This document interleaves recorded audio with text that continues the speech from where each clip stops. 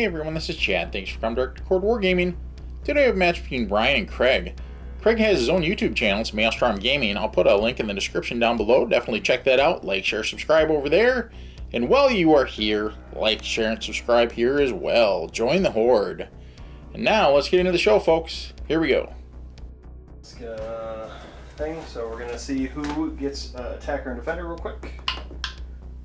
Oh.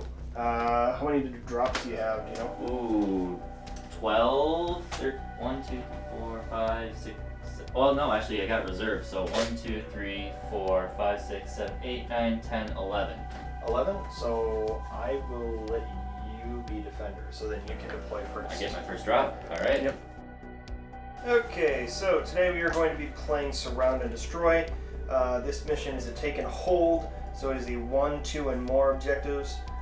We have 6 objectives, 2 in the center and 2 in each other's deployment zones. The secondary objective for this is surround them, so score 4 victory points at the end of your command phase and at the end of the battle if you control both the objective markers in your deployment zone and 1 more objective marker in your opponent's deployment, and also you'll get 8 if you control both of them in their enemy deployment zone. So that's not a fun one. No, not at all. If you take that one, you're already winning. So, pretty much. Like, it's a salt in the wound kind of objective. Yeah, that's a.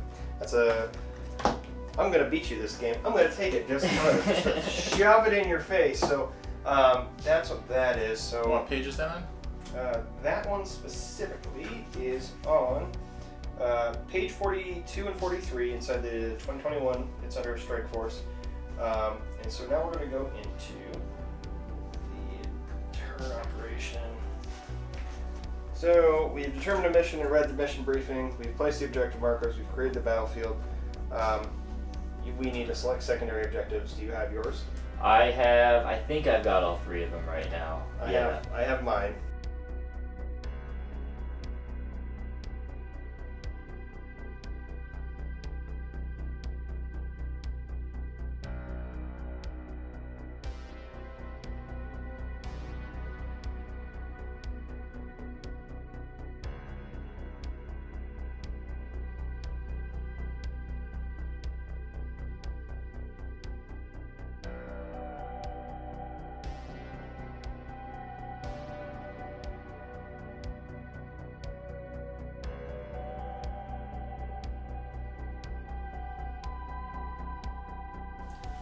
Hey guys, it's Ryan from Untitled Wargaming. Today I'm playing Grey Knights. I am today running rapiers for the first time. So we're going to go over and start on this side. We have a Brotherhood Terminator squad. The weapons are kind of mixed up here. We have a lot of halberds, we have 1 falchion, and we have 1 sword who has the incinerator. Hiding next to them is an apothecary. Over next to these guys is an interceptor squad with 5 falchions. Behind here is a Dread Knight with a incinerator, a silencer, and a sword. And then we go over to this side. We have a strike squad with mainly halberds and 1 with a warding staff. Behind them we have Lord Caldor Drago. To the right of them we have a Grandmaster Nemesis Dread Knight who has the sword, a silencer, and an incinerator.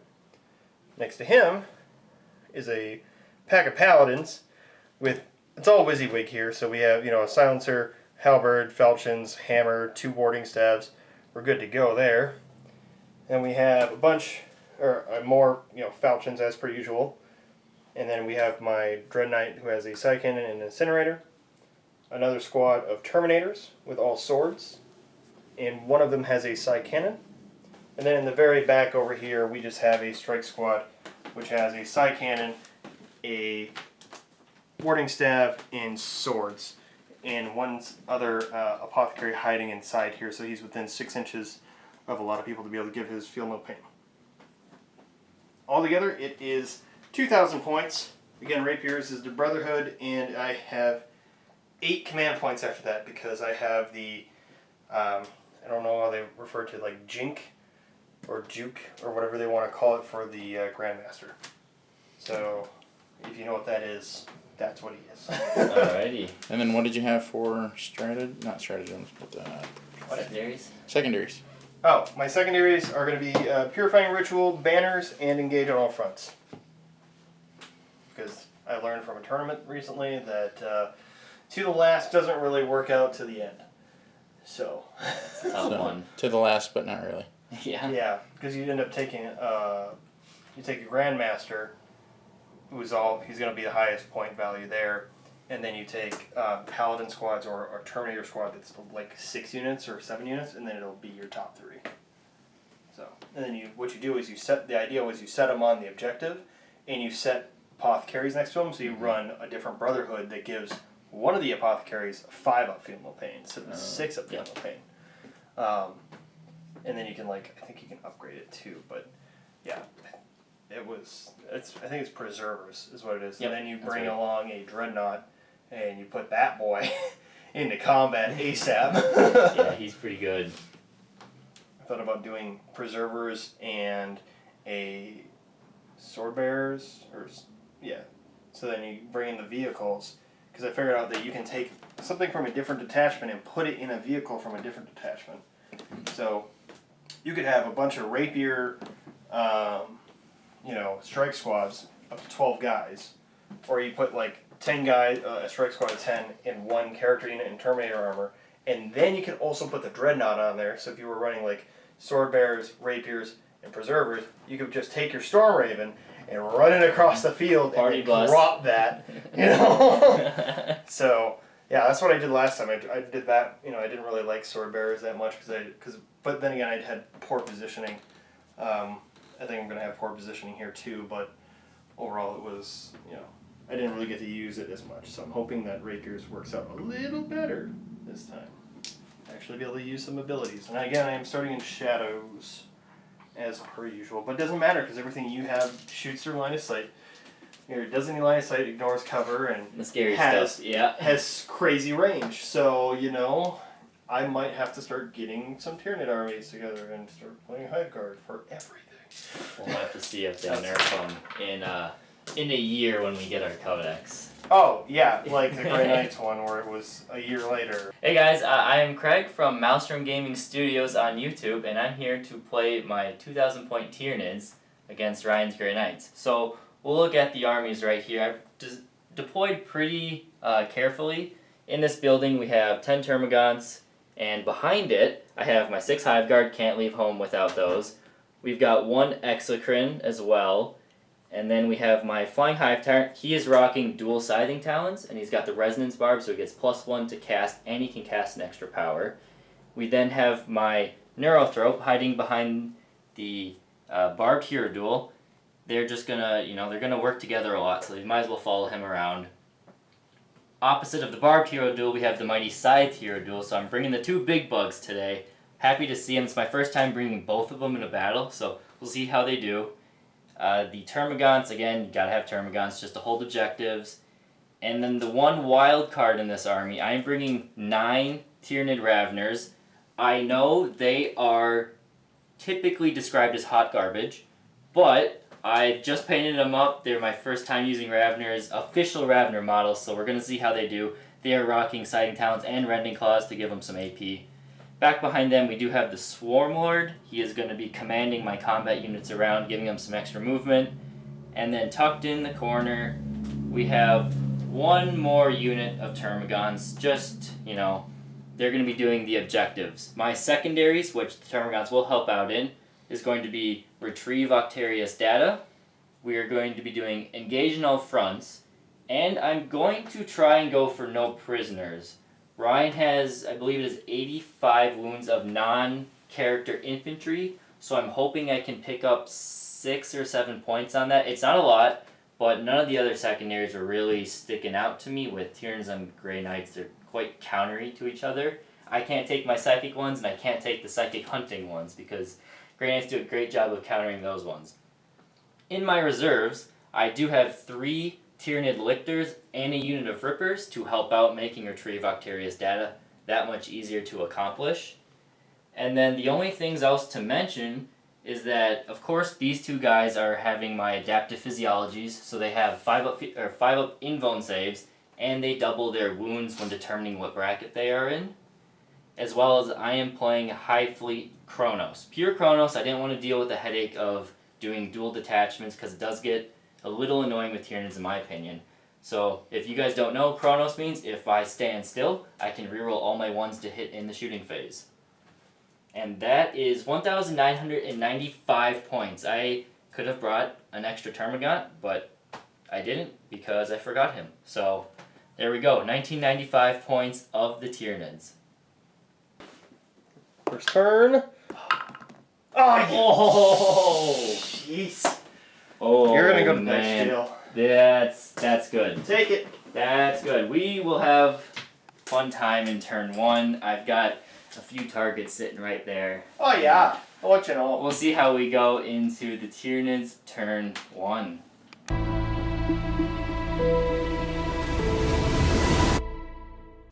Alright, turn 1 for the Tyranids. That was probably as perfect as I could have had it go. It was a lot of shooting, which obviously with the Kronos, turn 1 Tyranids shooting is as good as it gets. Pretty much the game plan was get forward. I brought the Raveners over here closer just for a turn 2 charge. I didn't want to go too crazy. Swarmlord moved up, and his main contribution was getting Onslaught, Catalyst, and sending the big hero duel all the way forwards into the battle lines of the Grey Knights. He did do his work. Not all of that was done in combat, but he did clean up, and now there's a nice terrifying threat in my opponent's deployment zone, which is always nice. Otherwise, the rest of my monsters just sort of shifted up, getting closer, ready for next turn. Big command points was spent in the shooting phase. I paid 1 command point for my Exocrine to count as if he was standing still, even though he moved a little bit to get line of sight. I then paid another 2 command points to increase his damage to 3. That was giving me the ability to pop the Paladins 1 per shot. And then I finally, at the end of my shooting phase, I spent 2 more command points for the Hive Guard to shoot again, and all of their shots came and cleaned out the interceptors hiding underneath the building. I had to kill those interceptors turn 1 because I know they are your best units for scoring secondaries in terms of engaging fronts and things like that. So I had to spend the 2 command points just to get them out, otherwise I didn't want them sneaking around and tagging my my Hive Guard later on in the battle, which is their downfall normally. So that was turn 1 for Tyranids. It was probably as perfect as I could have done it. The only thing is that his Grandmaster over here, it is now on that side of the table, on like the middle, because of his Sigil of Excellence. Yes. I targeted him with my Exocrine. I figured he was probably going to move him out. The Grandmaster did not want to tank all that shooting, so he moved him out of line of sight, and now he is looking to be in a good charge to go after my Raveners, which they will not last 2 seconds against him, but we'll see what happens. If it's a trade for his Paladins versus my Raveners, I will take that trade every day. Alright, here we go. Grey Knights, turn 1.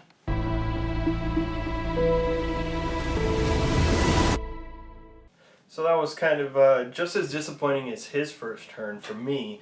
I took some of these guys, they moved up in advance and got in range to try and do a Purify, and then got denied or failed, and then these guys tried to Purify over here in Bannered, and the Purify failed or got denied as well. And basically I only got 1 Purify this turn, which sucks. I got my 2 banners off in the corners, which is great. I sent these 2 guys in to fight this thing. What is this called? A hero duel. Yeah, so he had 15 wounds at the beginning of this turn, I believe. He only has 5 left.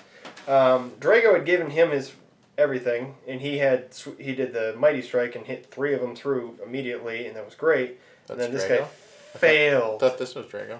Yeah, Drago gave him his ability, his command phase ability. Chapter Master reveals. These guys failed. They rolled a 2-inch charge, so that didn't work. I should have just moved them closer, but I wanted them to be in dense cover just in case they failed, which was a good move by me. They're still within 6 inches of the apothecary that's inside. My guy who used his Sigil of Excellence moved forward, killed all those guys with his silencer, used his incinerator on these dudes who were knockoffs from, StarCraft, and came into here and charged them. and didn't do as many wounds as I'd like, and he's at 10 wounds now. He still has his 3-up invuln save, because I'm sure that's going to come in here pretty damn quick. We're just going to use that. So, yeah, kind of disappointing. I did get engaged on all fronts, but I only got 1 for my Purifying Ritual. You forgot about this guy here who's back here eating grass. Yeah. Drago failed his charge. I rerolled, failed it again. Yeah. He's got a lot of monsters staring at him right now. Yep. He's usually works with demons, not this. So yeah, he's probably gonna be dead. But anyway, yeah, it's Grey Knight's turn 1. All right, here we go. Tyranids turn 2.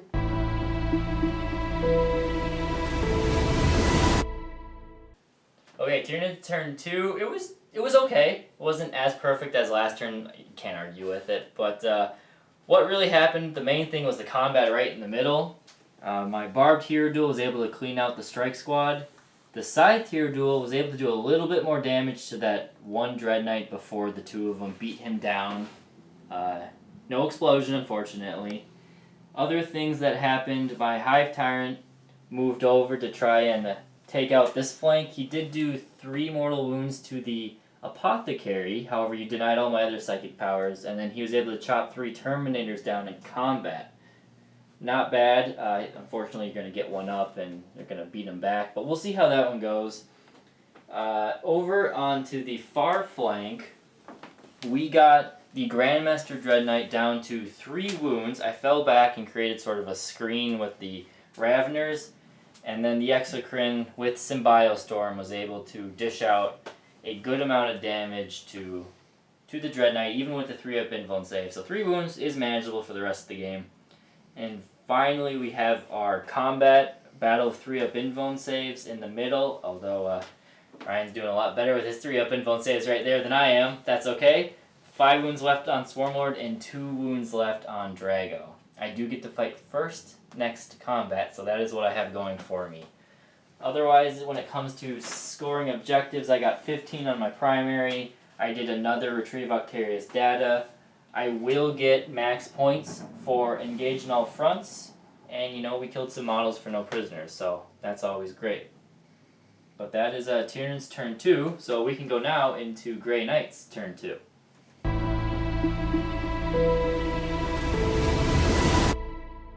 So Drago's dead. I forgot to save a command point for when the Hive Guard actually hit him.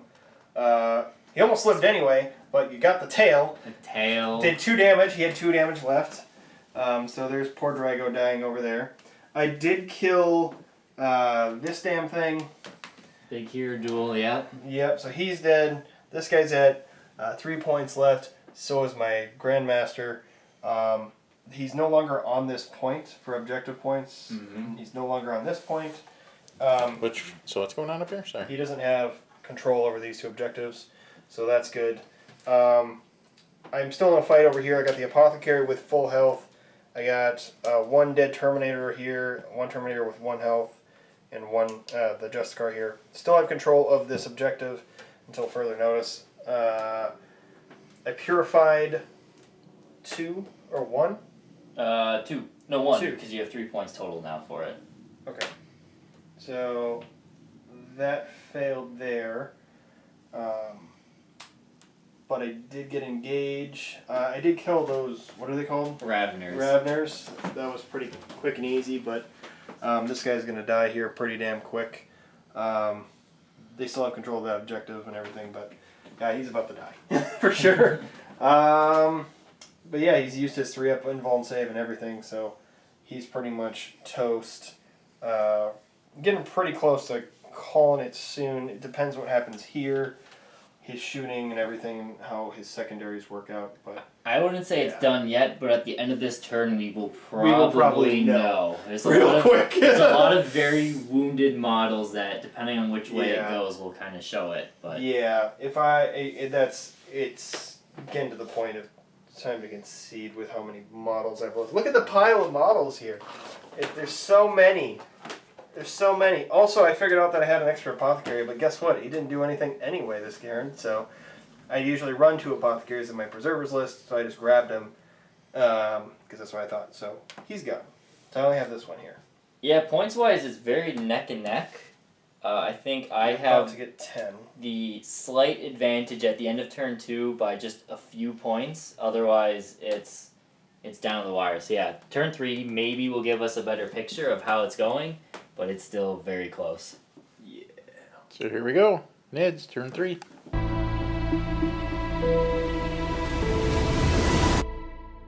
Alright, turn 3 for the Tyranids. I think we did just enough damage here. We were able to gun down the Grandmaster with the Exocrine, only with one of his 2 volleys, so that was great. His second volley came in and chunked off a bunch of wounds to the Dread Knight with the sword there. And then the Hive Guard did their thing and killed the other wounded Grandmaster. So that's 2, or not Grandmaster, just regular Dread Knight. So that's 2 dead Dread Knights, which is what I needed to give myself a bit of an edge here. And then in the important combat in the corner, the Hive Tyrant was able to hang on with 1 wound and finish off the Terminators. So I was able to get the Lictor in there too, so I do have the objective. I did destroy his banners and claim that one for my own, so I prevented him from gaining anything more than 5 points for primary the following turn. That puts me in a pretty solid advantage going into his turn 3, which is what I needed to, because if this turn gone the other way where I did not kill these Dread Knights, then I was going to be in that position where I did have nothing to fight back with on the rest of the game. Other things, I did all my Retrieve Vicarious data as well. I did another one. I got my Engage in all fronts. And I do have probably close to 5 points right now for no prisoners. So I'm sitting in a nice comfortable spot going into the Grey Knights turn 3. Which is where we're going to call it. Yeah. With 2 of my 3 Dread Knights down. You know, we were talking about what's going to happen. I'm only going to get 5 points from there. My next turn, I would luckily, if I was super lucky, be able to take these guys, go up and kill his Hive Tyrant. Yeah. But that would be really lucky. I think you can do it. Let's talk about it in the endgame summary. Okay. Yeah, Tyranids are insane.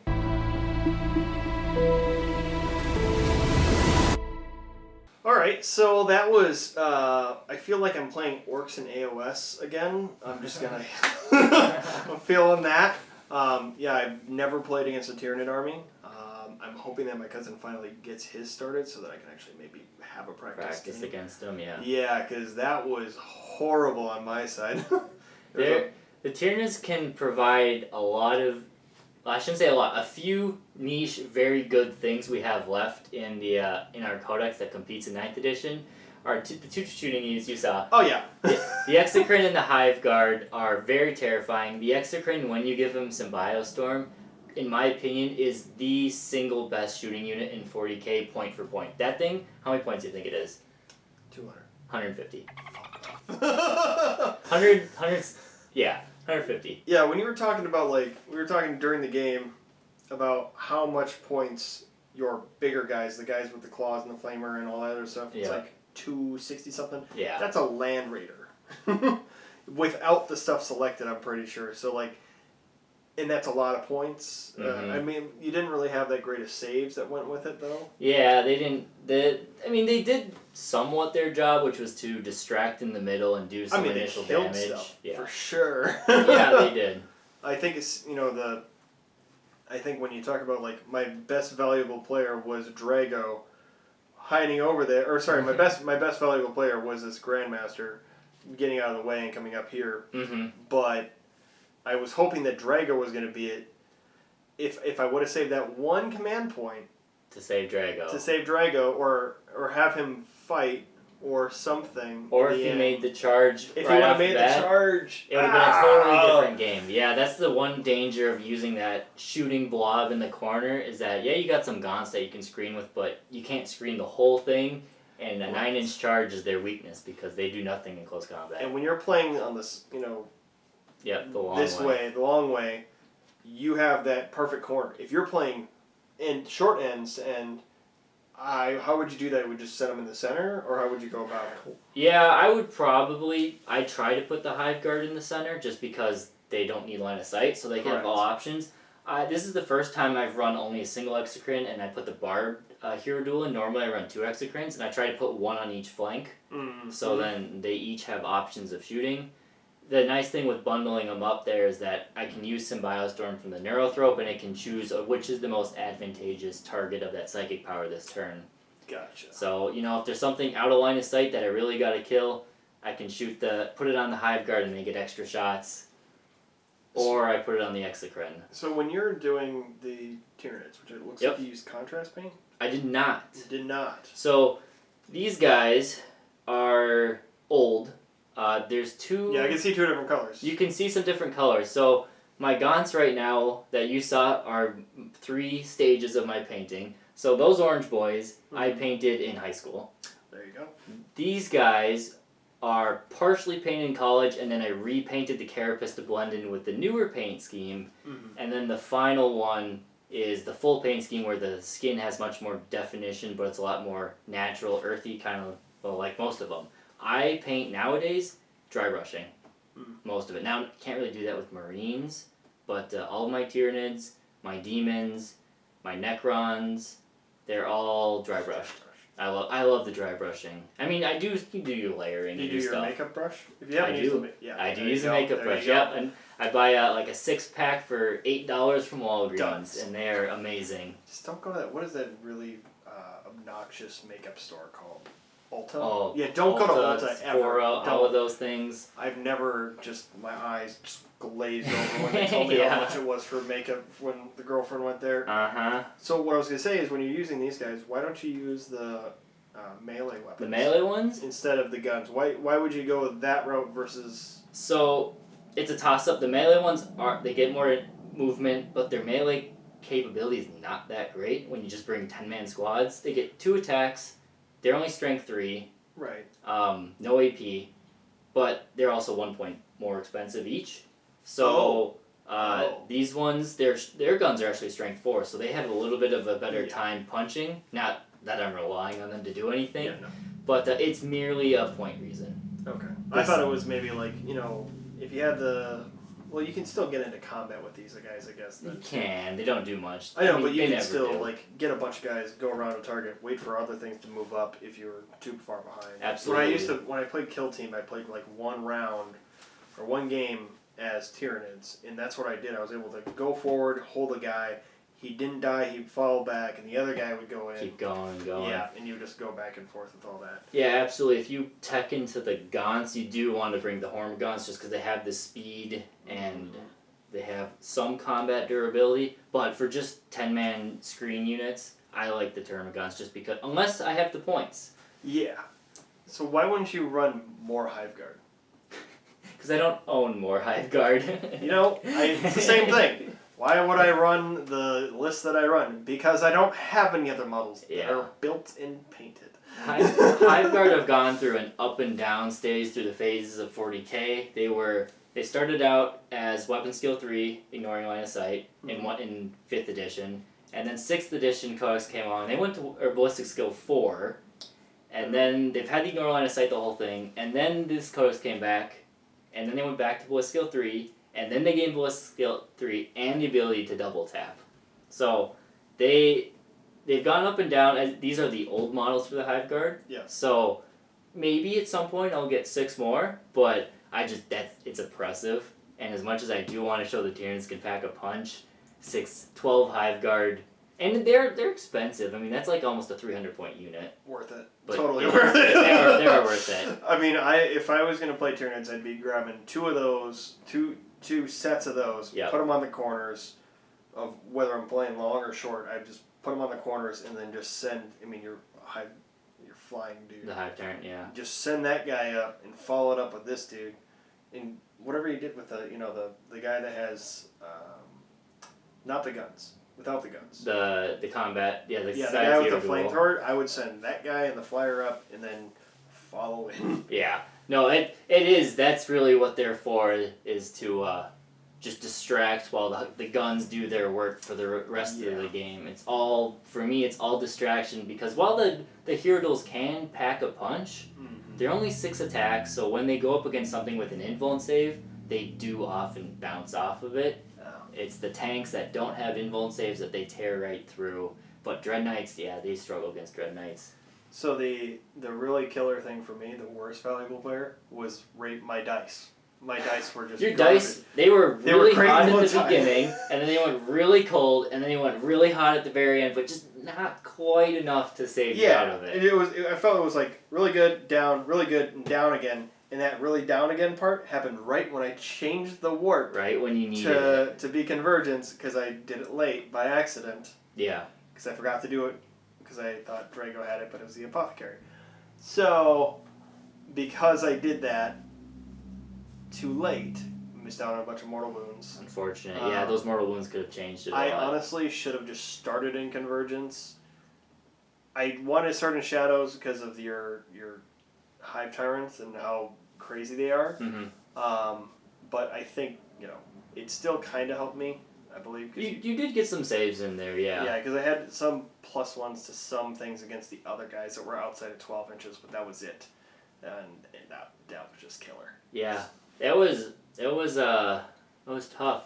I don't know. I mean, you're using a lot of Terminators. That's more than I normally see, but it's the models you have. It's the models I have. It's the models you have, so that's what it is. I went to a local game store called Phoenix Games, and I bought some models from them.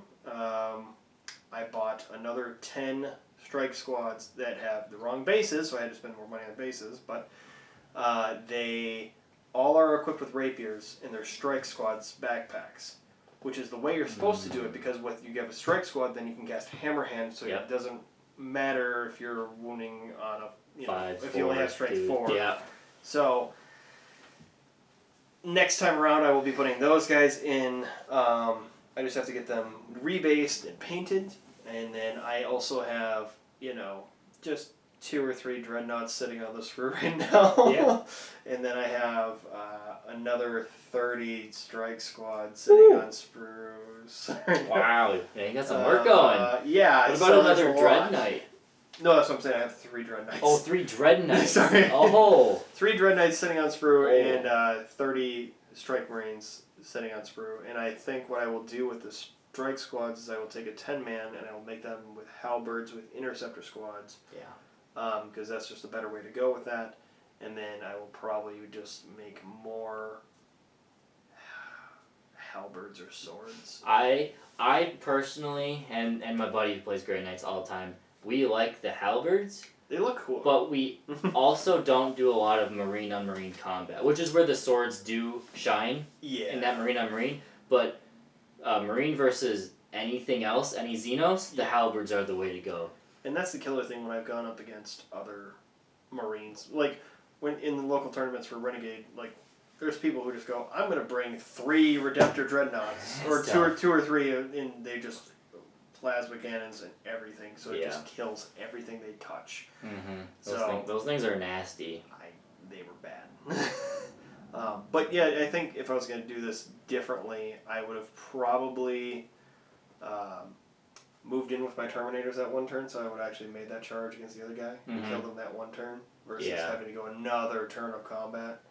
But then again, you weren't able to shoot him while I was in combat, so it's kind of meh there. And then obviously I should have saved some command points over here for Drago, or just not put him over there. Mm-hmm. Yeah, I mean that was a all your eggs in one basket sort of thing. That if it pulled off, that was probably going to win you the game. Yep. And it didn't. So if I would have taken the Paladin Bomb, that would have been the next best option. Or not the Paladin Bomb, the Librarian Bomb. Sure.